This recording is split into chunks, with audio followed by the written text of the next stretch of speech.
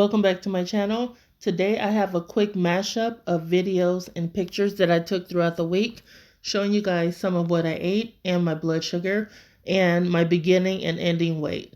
As you guys know, I am doing the clean keto challenge. This is week 1. So those are my blood sugars. So on this day, I used my meal prep food. So I had some bacon, boiled eggs, avocado, and raspberries.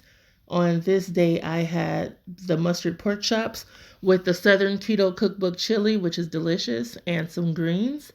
And on the next day, I had some ground turkey taco meat that I cooked in avocado oil. I have avocado mash from my last video, some raspberries and pork rinds. And for breakfast, I did put this on my last video as well. It's a bacon and broccoli scramble with my avocado mash. And again, I use my avocado mash on this day with bacon and scrambled eggs. And the avocado mash includes MCT oil.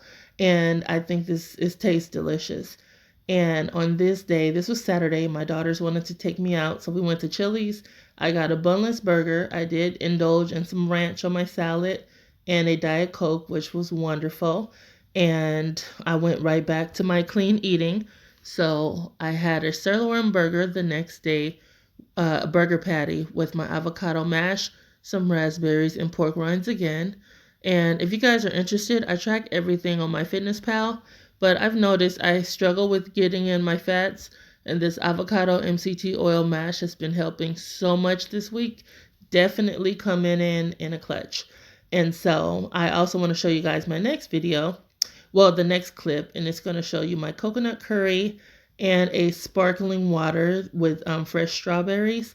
And some of you guys said you do want me to record the coconut curry recipe, so I will do that. It'll be coming up soon. So this is how my blood sugar ended up at the end of the week. This is 144. I am working on that.